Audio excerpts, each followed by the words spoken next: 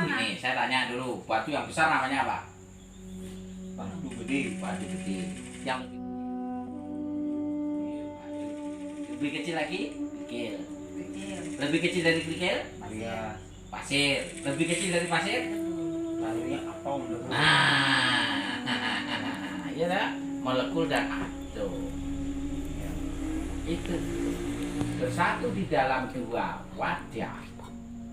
Itu menjadi yang namanya bibit, Pak. Yang disebut itu adalah manik-manikem atau sperma. Kan itu berasal dari makanan atau sebagainya. Jadi semuanya ini berasal dari batu. Batu yang terkecil molekul dan atom. Itu berarti kita dari mana? Dari tanah, karena itu ada di dalam tanah. Makanya manusia itu dibuat dari tanah. Asal-masal itu dulu. Setelah dibuat dari tanah, dibentukkan tanah itu, baru ditiupkan roh. Nah, di dalam badan manusia ini ada 3 unsur yang disebut jasad, sukma, roh. Jasad itu ini, kalau digosok pun, dicuci kayak apapun, sebersih apapun juga tetap ada. Nah, sukma itu dari sari pati makanan yang dihasilkan dari ibu bertiwi. Pak, makan ini, makan itu, makan itu, dan sebagainya. Dari atom kecil tadi. Itu membentuk kekuatan dalam tubuh. Pak bisa bergerak, sebagainya, bisa bertumbuh itu. Kemudian itu pun tidak sempurna, Pak. Maka ditiupkan dia roh oleh Tuhan.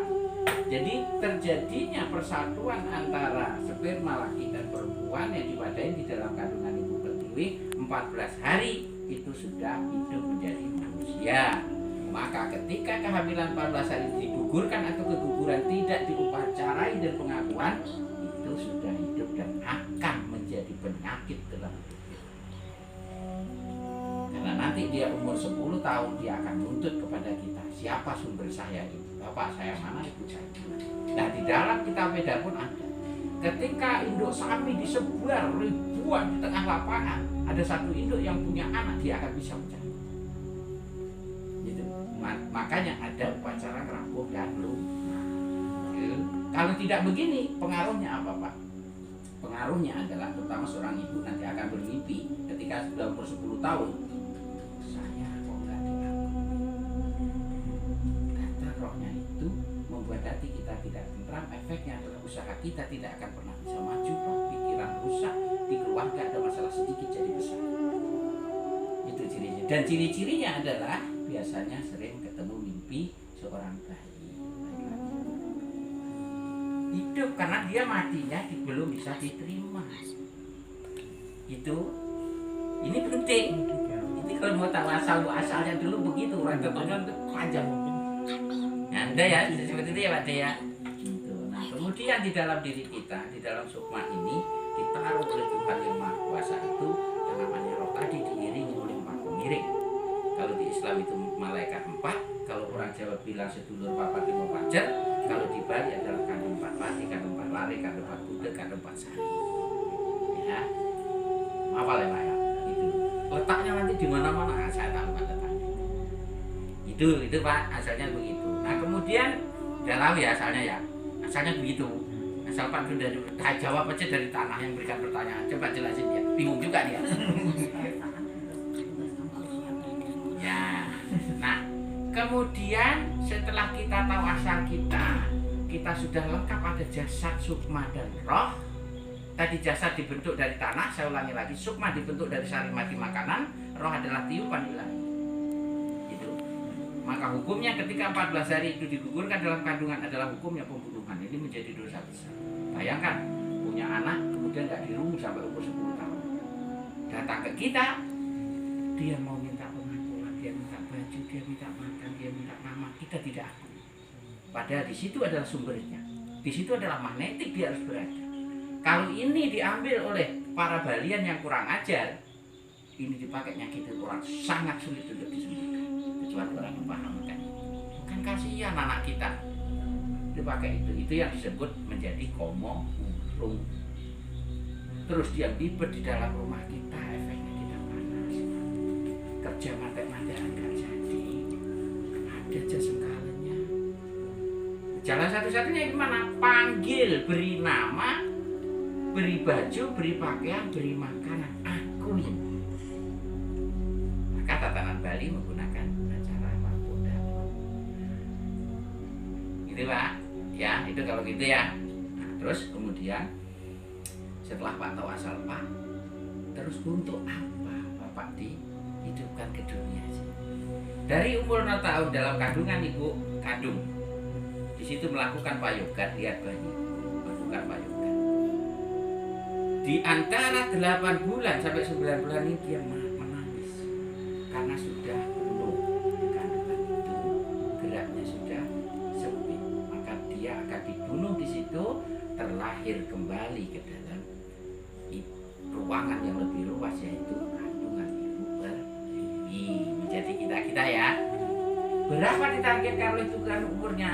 Itu antara 0 tahun minimal 60, 70. Oke, kasih lo. Kita mau tahu dan percaya berdasar pelajari tidak ke sana. Juga bersembah sujudlah kepadaku dan beribadah. Hanya itu. Hanya itu. Jadi apapun kuciptakan, ini bahasa dari semua kitab yang saya pelajari itu, termasuk manusia kuciptakan di dunia ini tujuannya hanya untuk bersembah sujud dan beribadah. Itu. Untuk apa bersembah sujud? Untuk memohon ampun, karena manusia ini akan diberi 2 hal yang luar biasa di antara bumi ini. Dia tidak akan bisa lepas dari 2 hal ini, baik burung, hitam, putih, sehat, sakit, susah, senang, iri, dengki itu. Maka karena manusia ini tempatnya salah dalam bergerak, disuruhlah beribadah. Bagi bersembah sujud bagi yang Hindu 3 kali, bagi yang Islam 5 kali, bagi yang Kristen 1 kali, bagi yang Buddha dalam puja. Apa isinya? Yaitu mohon ampun, bersyukur, dan memohonkan ampun. Sebab manusia tempatnya salah. Maka supaya tetap bersih. Bagi dia yang tidak melakukan sesuai dengan disiplin agamanya, bayangkan kotornya, karena ini seperti rumah. Rumah tidak pernah dibersihkan, ya sangat kotor. Ketika kotor, pengaruhnya apa? Sulit ekonomi, itu banyak musuh, pikiran tidak tenang dan hati tidak tenang, rezeki sangat sulit. Maka itu wajib kita ini bersembah sujud untuk memohon ampun. Wah, saya nggak pernah dukung, nggak pernah salah. Kalau tak kupas masing-masing, kita tempatnya salah, tempatnya dosa, gitu loh. Ya, itu pertama. Kemudian disuruh beribadah, diartikan kembali, berbuatlah kebaikan seiring desah nafas, tarian nafas kita, seiring gerak langkah kaki, tangan, pikiran, dan hati. Gitu Pak. Makanya ketika kita sembahyang, mau sembahyang disuruh bersih dulu, kaki cuci tangan itu, kaki itu. Tujuannya apa? Tuhan memerintahkan pada kita. Sebelum aku perotkan tuh mulutmu tuh, jangan pakai berkata-kata yang tidak baik. Sebelum aku tulikan itu telingamu, maka dengarkan hal yang baik. Sebelum aku lumpuhkan itu tanganmu, gunakan tanganmu untuk hal yang baik. Sebelum aku lumpuhkan juga kakimu, kamu tidak bisa berjalan, maka berjalanlah ke tempat-tempat yang baik. Itu sebenarnya tugas itu. Nah, kalau kita melihat keadaan ada teman yang kakinya lumpuh tangan, karena apa? Belum umurnya, ya, belum di atas 70 tahun. Itu karena kesalahannya dia. Tapi banyak orang mencari kambing hitam di luar. Ya betul kan? Dia tidak mau melihat ke dalam. Bagaimana pola kerjanya dia, bagaimana dia menyinggung perasaan orang, bagaimana dia mendengarkan kata-kata satu disampaikan 1000 dan menjadi fitnah dan permusuhan. Kemudian kakinya dilangkahkan di tempat-tempat yang dilarang oleh Tuhan. Ini berbahaya banget. Maka itu akan menimbulkan berbagai macam petaka, terutama sakit di dalam diri kita. Nah, kalau itu kita sadari, kita ini semua kaya, Pak. Sangat kaya. Kalau ada orang mengatakan aku itu miskin, aku itu racun, dia tidak memahami. Dia menyinggung Tuhan sebagai Sang Pencipta. Contoh, kita bisa tarik nafas ini, oksigen diberikan kepada kita. Kalau kita masuk rumah sakit itu sangat mahal, ya. Bayangkan kalau ini kita tidak diberi. Maka agama artinya agni, gangga, maruta. Agni adalah api, gangga isinya air, maruta adalah angin. Sedikit kita kurang angin mati. Maka kita harus syukurin ini harta ini. Itu harta yang kita hidup ini. Karena Tuhan itu ada di dalam jiwa kita. Tidak banyak orang yang paham, Pak. Contoh saja, mungkin Pak D pernah giginya pecah. Kenapa dia bisa mengejar tumbukan ketika tumbuh dengan yang lain berhenti? Apakah itu tidak campur tangan Tuhan? Itu adalah campur tangan. Bayangkan kalau itu tidak dihentikan oleh Tuhan, apa jadinya? Iya kan? Itu. Bayangkan kalau pertumbuhan tangan ini tidak diimbangkan. Ini bisa tumbuh tong-tong satu panjang. Semuanya ada campur tangan. Ini rambut, ini rambut. Kenapa rambut ini bisa terhenti pada sampai di situ saja? Kenapa ini bisa panjang? Apakah tidak ada campur tangan Tuhan? Kita bisa berkedip, Pak. Bayangkan kalau kita 1 jam aja nggak bisa berkedip, ratusan juta. Inilah kekayaan Tuhan. Maka ketika saya ada datang, Pak, saya ingin kaya mendadak, oke boleh.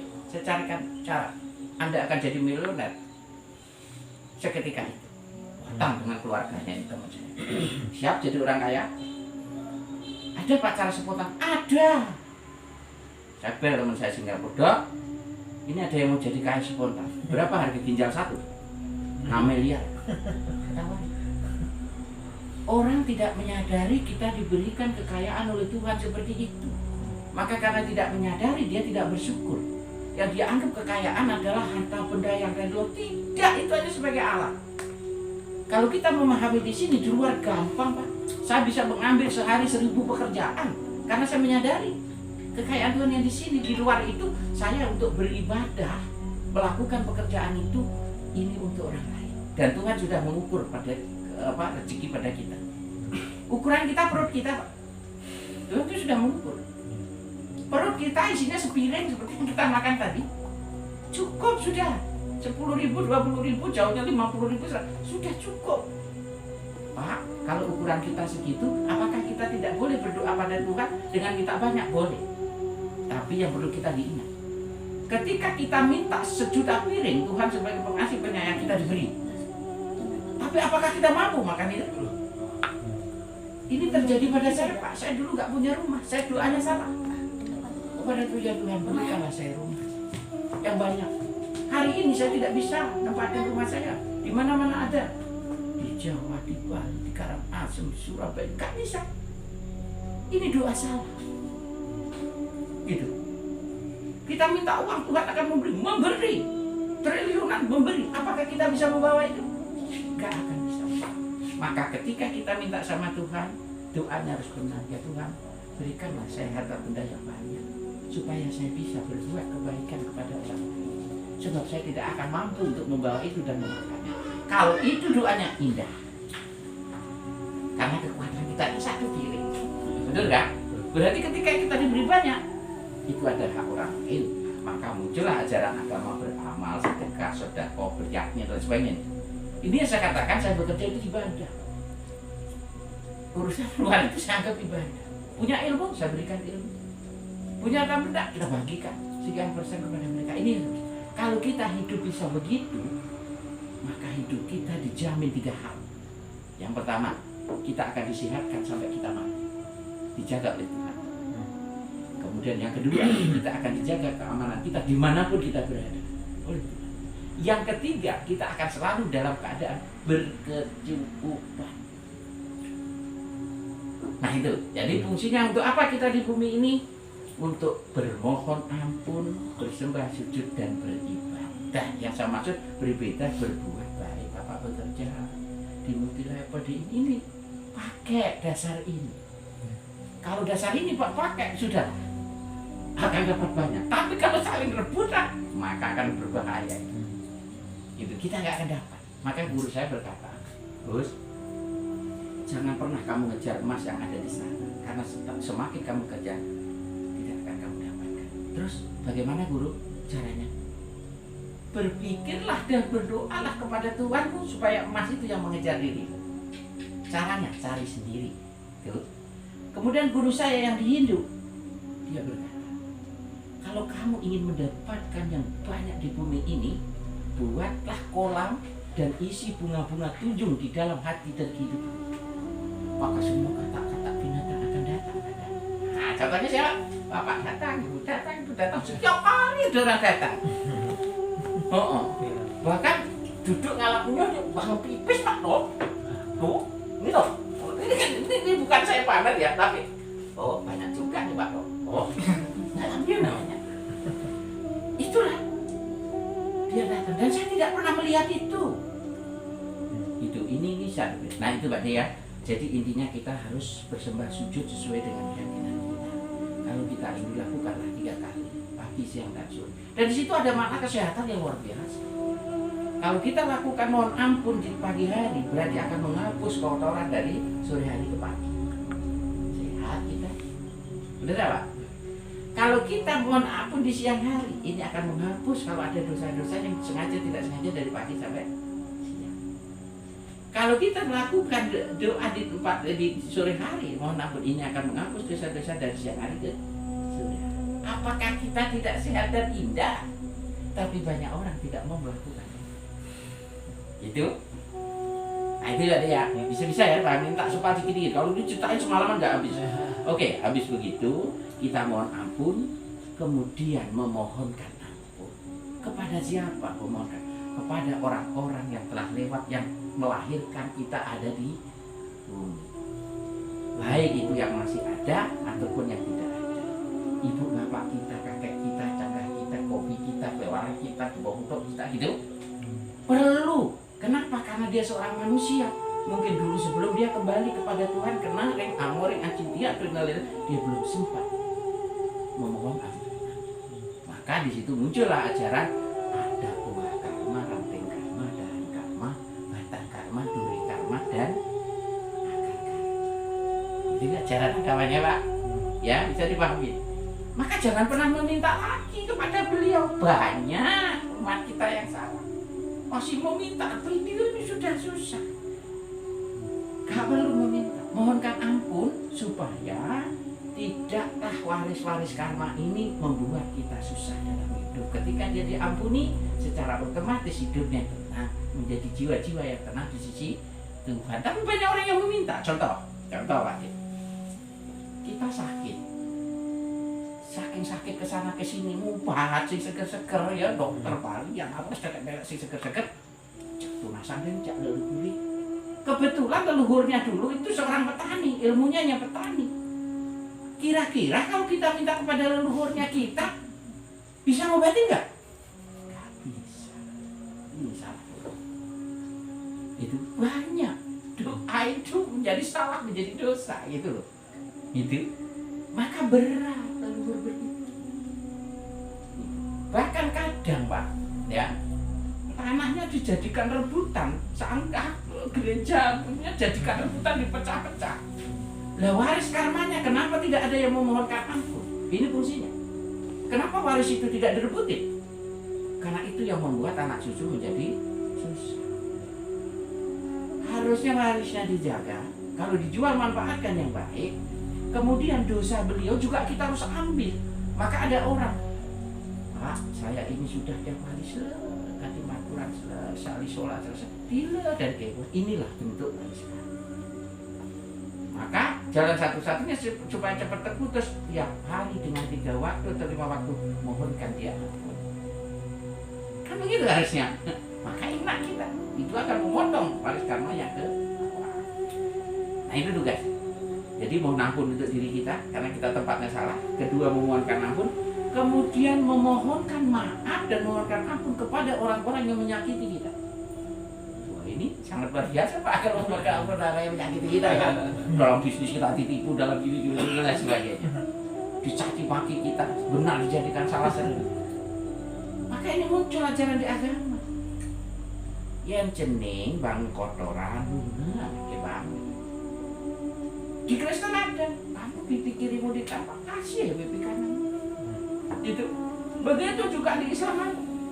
Ketika kamu disakiti, gunakanlah Bismillahirrahmanirrahim yang Maha Pengasih Maha. Mohonkan dia ampun, biarlah kamu yang tersakiti, dia supaya tidak menyakiti orang lain. Oh indah itu. Nah sekarang pertanyaan saya, ketika Pak D itu kasih ya, habis tidur semalam, tahu-tahu buka pintu karena ada orang yang jahat dengan kita, wasih. Di situ kotoran kambing atau kotoran sapi atau kotoran babi sak tumpuk, kira-kira apa ya Pak lakukan? Coba kebanyakan yang dilakukan orang apa? Marah. Mualah nasreng titik, terus masuk. Tapi kalau kita mau bersadar diri, ya Tuhan, hari ini aku terima kasih Kau berikan berkah-Mu. Kebetulan tanamku di halaman ini kurang pupuk, indah. Pakai pupuk. Indah. Mudah-mudahan dia membawa lagi yang lebih banyak. Oh, enggak nasrengnya keluar. Nah, dibawa lagi lebih banyak, masih kita senang, bersyukur, terima kasih. Bahkan ditulisi tolong bikin lebih banyak lagi, Pak. Mudah-mudahan ini rezeki saya. Ya kan begitu, Pak. Pakai 3 kali, 4 kali dia datang, dia akan bersembah sujud di tempat itu. Dia akan sadar. Maka inilah ajaran kasih sayang, semuanya agama membawa. Maka ketika kita disakiti orang lain, bisnis kita dihancurkan lain, berdoalah baik. Nah itu kalau tak ceritain itu nanti menjadi ilmu santet dan lain sebagainya. Karena santet itu ada positif negatif, ada tidak membawa ke sana dulu. Ya, itu tugasnya Pak ya. Mohon ampun, bersyukur, mohonkan ampun. Kemudian yang lain lagi tadi bersyukur paling terakhir. Syukuri setiap habis bangun pagi yang pertama untuk kita bersyukur hirupan napas pertama.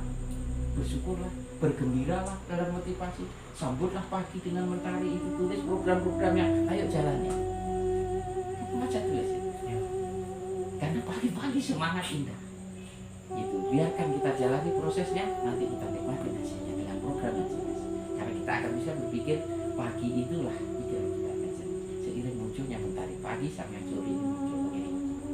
Jangan sampai kita seperti sesengak orang tua kita. Bangun siang-siang jeneng nanti rezeki ini itu dokter siang. Ini bukan kata-kata sembarangan. Karena siapapun dia kalau bangun itu sudah kalah dengan ayam. Kita lihat pelajaran ayam, kita basahin.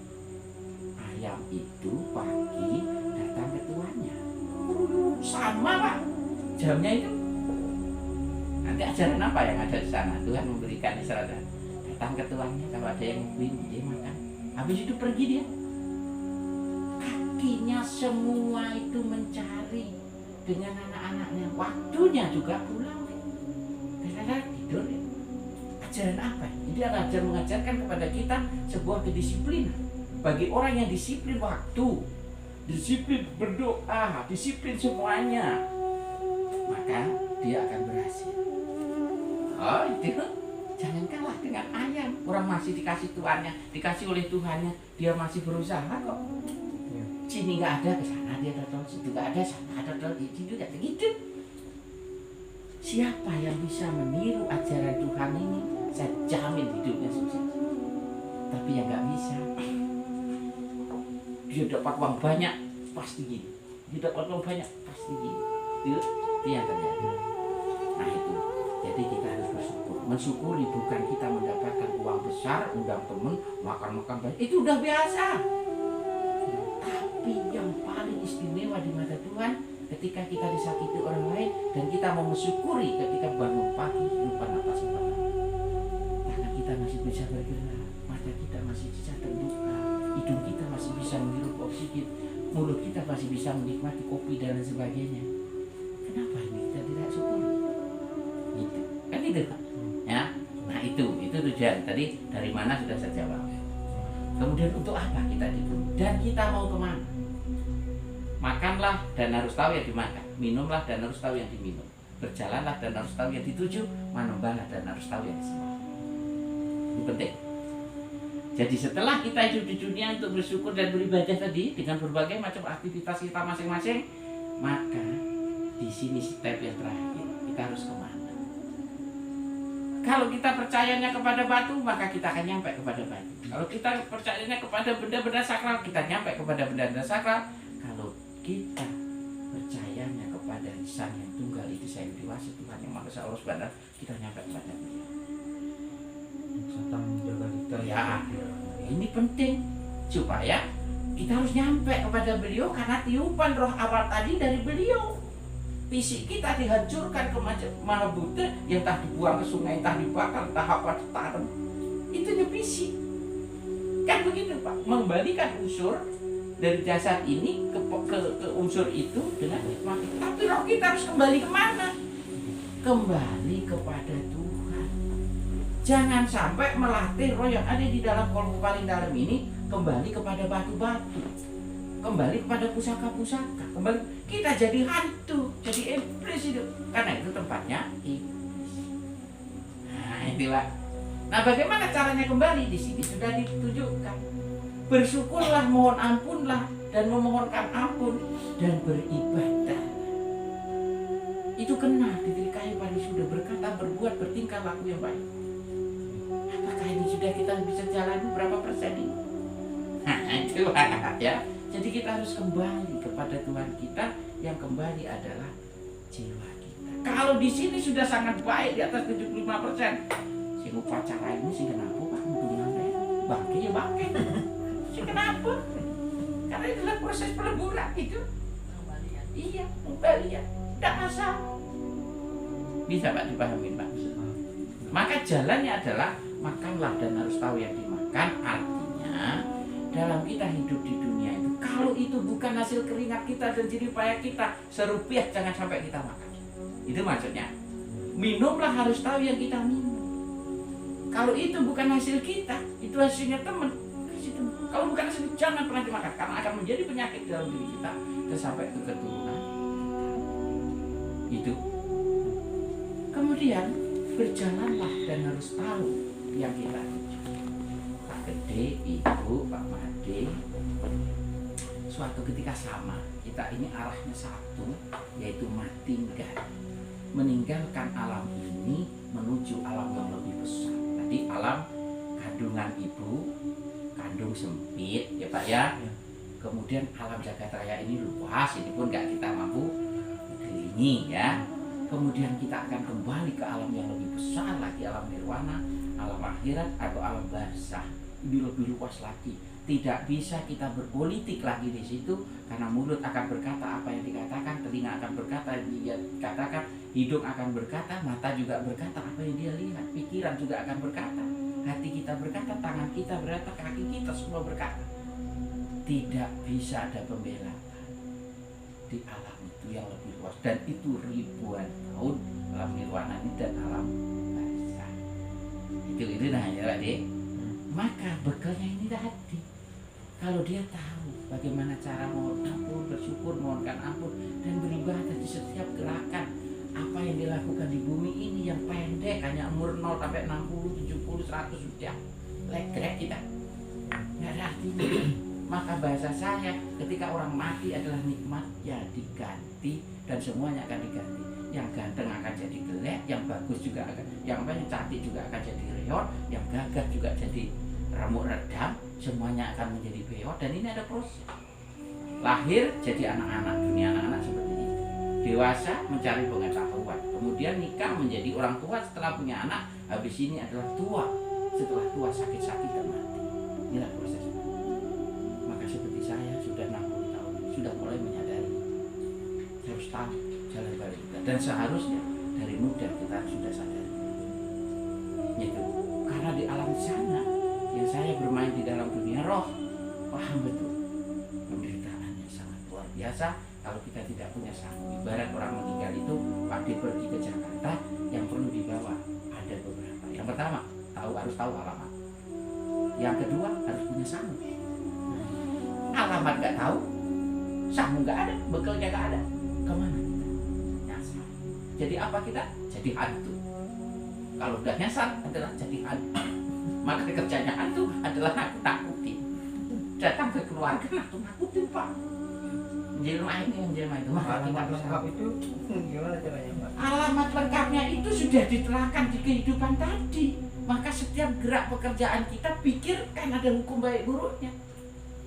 Kalau hukum baik buruk yang ada di manusia itu lemah Pak. Orang banyak punya duit, salah, datang ke Pak Hakim bisa membuat dia benar. Tetapi dia nggak punya apa-apa, data benar menjadi salah. Tetapi hukum Tuhan tidak bisa seperti itu. Maka jalannya adalah kita harus tahu hukum baik buruk, efek yang selalu kita ucapkan, kita lihat, kita dengar. Apalagi kita bekerja berhubungan dengan sosial, gitu. Tadi makanya makanlah dan harus yang dimakan. Artinya ketika kita melakukan sebuah pekerjaan hasil ini, kalau memang itu tidak hak kita, jangan pernah kita makan. Karena ini bukan besar kecilnya, ini akan masuk ke dalam seluruh darah dan dinikmati oleh sang roh yang ada di dalam kolbu. Ini akan menjadi corengan di dalam otak kita. Kehidupannya tidak baik orang-orang yang begitu. Lihatlah contoh-contoh teman. Saya tidak mau mengatakan siapa-siapa. Lihatlah kantong mereka yang melakukan seperti itu. Kehidupan mereka seperti itu. Apakah mereka baik? Apakah mereka enak? Enggak. Hidup ini sedikit. Makanya saya katakan ketika kita mau tinggal, kita harus tahu jalannya ada di sini. Jalannya nirwana ini, jalannya akhirat ini ada di dunia. Maka cari dunia ini sebanyak-banyaknya selagi kita bisa gunakan untuk hal-hal yang baik. Itu dia sebenarnya. Kalau ini sudah kita tahu dan ini kita laksanakan, di sini kita ketemu jalan. Kembalinya kepada Tuhan ini yang kita ketemu jalannya. Kalau tidak nyasar, modul perasaan 1000 kali, dia juga nggak nyampe. Sebab dia akan dumadi kembali, bisa menjadi anjing, bisa menjadi virus, bisa menjadi ini, bisa menjadi itu. Dan harus melakukan perjalanan lagi di dunia yang begitu panjang, yang begitu penderitaan. Ini yang terjadi.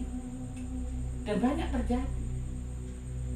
Kenapa virus kemarin merajalela? Ya itu terjadi dari roh-roh yang tidak tahu jalan ini, Pak.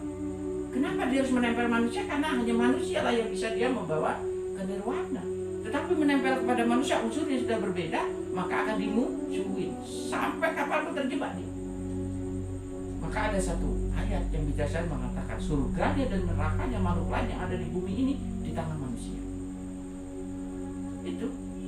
Jadi yang menjadi virus, menjadi apa itu adalah unsur kita. Kenapa kita harus takut? Dan itu membuat sebuah keseimbangan, coba. Tetapi bagi dia adalah penderitaan yang luar biasa. Karena itulah kesalahan-kesalahan itu. Nah, kenapa saya berani keliling kesalahan ini? Karena saya pahami. Itu, kamu adalah saudara. Kamu sedang terjebak. Kamu akan aku doakan setiap pertemuan. Mudah-mudahan kamu diampuni dosa-dosanya oleh Sang Maha Pencipta. Itu Pak doa saya. Kemana-mana untuk menangkal Covid. Alhamdulillah juga sampai saat ini sehat saya. Karena saya pahami, termasuk tumbuhan, termasuk hewan, ini adalah unsur kita karena ada di dalam tubuh kita. Nah ini gambar gunung ini arahnya. Coba lihat, saya gambar atas itu ada matahari. Sifat matahari adalah semangat yang luar biasa, mau mendung tetap dia akan memberikan sinarnya. Apakah matahari bisa jadi manusia? Tidak. Tetapi apakah manusia tidak bisa menjadi matahari? Bisa sifatnya. Kalau orang yang mempunyai sifat yang pantang menyerah, tetap menyinari terus, itulah sifat matahari. Maka yang bersemayam adalah surya di dalam. Sebetulnya ada bulan. Kemudian di situ ada ular, Pak. Ular itu tidak bisa menjadi manusia, tapi manusia bisa jadi ular. Apa sih sifat ular? Cocok sana, cocok sini, fitnah sana, fitnah sini. Itu hancurin temennya, berhasil sana main begini dan itulah sifat ular. Maka itu manusia sejatinya ular. Itu kemudian di situ ada harimau. Harimau coba sifatnya, gak, aku paling jago, paling gini. Itu ada nggak? Harimau tidak bisa jadi manusia, tapi manusia bisa jadi harimau. Kemudian ada batu, seruduk sana, seruduk sini. Sudah bis nggak mau seruduk aja dan kita habisin juga kan gitu. Benar nggak? Ya. Banteng itu tidak bisa jadi manusia, manusia bisa jadi banteng. Silahkan nanti lihat, oh banteng ya, oh ular gitu. Betul Pak, kalau Pak betul-betul mempunyai ilmu, dia lihat memang ular. Karena itu sifat yang menonjol pada manusia. Ya. Kemudian kita lihat ya, ini ada pohon, ada kera itu belum apa sih? Apa sifat kera? Kalau makan dia Pak, sudah penuh perut, dimasukin aja terus dan dia cair usil merakit. Kera tidak bisa jadi manusia, tapi manusia bisa jadi kera sifatnya. Ada nggak manusia yang begitu? Sudah dapat 100 juta tuh punya timpali itu sikat itu coba tidak itu kera. Coba lihat orang-orang yang hidup seperti itu, gak bahagia Pak. Jadi kemudian ini ada sifat pohon. Sifat pohon adalah sifat ngayomi atau neduhin. memberikan oksigen, memberikan penyejuk. Kemarin di tempat Pak Iyo, disitulah tempat makhluk halus, demit, semua ada di situ, termasuk kita. Dan pohon ngayomi memberi. Saya mampu merasakan dan melihat itu. Gitu. Karena itu udah puncak. Jadi siapapun akan berteduh di situ. Ya, apakah pohon ini tidak bisa menjadi manusia? Tidak bisa. Apakah manusia bisa jadi pohon? Bisa. Siapapun manusia yang bisa ngayomi, memberikan peneduh, tidak melihat itu jin yang datang, ular yang datang, manusia jahat yang datang, itulah sifat pohon. Maka itu sifat yang sangat mulia. Ayo tiru sifat pohon. Nah itu Pak, tidak membedakan kamu jahat atau enggak, pokoknya diberi berkah. Nah, kemudian di sini ada rumah. Sifat rumah adalah meneduhin dari panas dan hujan. Itu sangat bagus. Barang siapa kita manusia ini bisa memberi peneduhan dari panas dan hujan kepada manusia yang lain, maka dia dapat berkah. Itu sifat rumah. Kemudian ada sifat lantai nih Pak. Nah, ini sifat-sifat anjing. Singa ini kita bahas dulu. Sifat anjing ini, kalau orang salah membawa daging banyak, diam. Nanti Pak lihat ada di mana itu. Orang benar, dia nggak membawa daging. Lah kan Pak lihat nanti manusia itu, itulah sifatnya. Dan dia penurut kepada yang memberi, nggak tahu salah benar.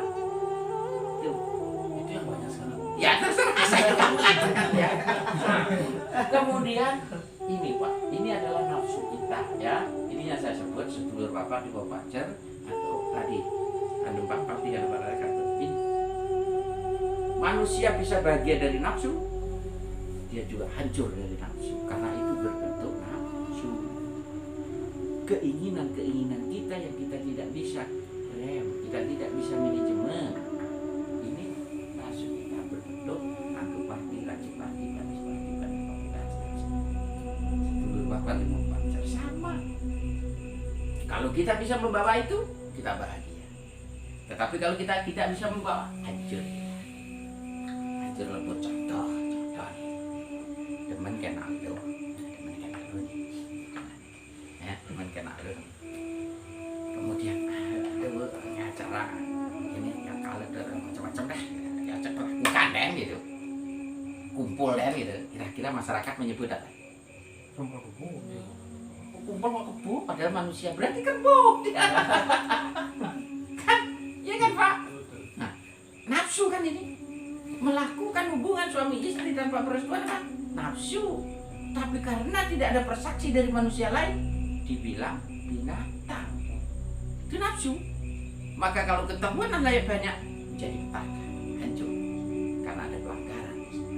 Pertemunya antara bibit laki dan perempuan tanpa direstui oleh doa orang dan disaksikan, maka dibilang kumpul. Tapi namanya acara cincin disaksikan oleh orang, ada pemangku, ada ustaz, ada kiai dan sebagainya. Dibilang apa nih? Kumpul kebo dia? Ya, ini belanja berapa? Hari kuliah apa? Padahal melakukan hubungannya sama. Itulah salah satu contoh. Yang ini dalam jangka panjang dia akan membuat taka. Tetapi yang satu karena persetujuan mau gandengan kemanapun juga tidak masalah. Ya, ini bagus ya Pak. Ini ceritanya itu. Nah kemudian ada sifat lantai. Lantai itu adalah bumi. Bumi ini mau disakiti kayak apapun, dia tetap memberikan pengasih penyayangnya. Hidup contoh. Wah, dicari airnya itu sakit, tapi dia memberikan air. Tahu untuk tanam di keladi toko sakit. Keladi tokonya bagus, ya dong. Nah itu, pokoknya sakitin. Wah, si kotoran apa saja. Karena manusia yang bahasa ini tak saya. Nah, aja biar cepat rata ini. Wah, rata. Dia juga akan menumbuhkan sesuatu yang luar biasa. Itulah ibu kita. Maka pujalah ibu kita. Ibu Pertiwi. Dalam menjalankan bisnis ini, kalau Pak gabung dengan ke agro tanaman-tanaman ini, izinlah dengan ibu Pertiwi. Maka kita akan berikan berkah yang luar apapun juga datangnya dari Ibu Pertiwi akan kembali dalam Ibu Pertiwi. Bagi siapa yang dia bermain Ibu Pertiwi, dia tidak mengerti, dia akan digulung oleh Ibu Pertiwi. Tuh, adik ya. Maka kita harus punya sifat Ibu Pertiwi. Disakiti kayak apapun, berilah yang terbaik. Itu Ibu Pertiwi ajaran. Nah, silahkan dipilih. Nah, ketika itu bisa Pak cari tadi, maka akan ketemu yang namanya Dep. Dep itu apa? Sinar. Di sana akan ketemu yang namanya Nur Ahmad. Benar. Di sana itu, di dalam hati kita yang paling dalam ini. Nah, bagaimana cara menentukan hentikan sifat binatang itu semua? Tidak bisa hilang, Pak. Hentikan. Nah, bagaimana caranya? Sadari dengan cara bersyukur, mohon ampun dan sebagainya. Maka Pak, dia akan nyampe dari mana datangnya, untuk apa di bumi ini dan mau kemana. Sekarang kita melihat apakah saya ini masih anjing ya, apakah saya ini masih ular ya, apakah saya itu masih harimau, kan itu. Karena kalau sifat binatang tidak akan nyampe, Pak, tidak akan nyampe. Yang bagus adalah sifat bulan, sifat mentari, sifat laut, sifat bumi, sifat pohon. Saya mencoba menerapkan sifat pohon, bagaimana sifat bumi bagaimana. Itu, ini yang saya coba terapkan. Kenyataannya apa? Hidup saya tentram. Udah kamu kan segini-segini aja, makannya cuma sepiring, dikasih lebih nggak buat makan. Nah, ini yang harus dipelajari. Maka saya tambah di situ. Tuh, ya. Paham ya kata-kata tadi ya? Dari mana? Mau kemana? Sudah apa? Jadi sudah cukup segitu aja kalau itu dibaca jauh. Saya belum minum kopi. Nah, Itu kuliah malam dari seorang. oh iya Pak, itu isi jaket itu Pak, Iya. isi jaket Yang itu. luar biasa itu Pak Dokter langsung menghubungkan ke sini nih. Oh iya Pak. Manis. Manis. Itu sebuah masuk semua ke sini. Ya karena dijelasin agama. Artinya Jadi saya itu ceramah di mana-mana Pak. Mau siapa aja yang mendengarkan pasti enak. Dan saya tidak melihat agama. Karena manusia itu saya sudah setingkat mengambil pemahaman dari itu. Manusia bersaudara dengan manusia. Kalau manusia masih melihat suku dan agama, dia belum memahami kehidupan. Itu. Jadi itu yang terjadi. Saya sudah mengatakan, manusia dari manapun asalnya sama. Berarti dia saudara.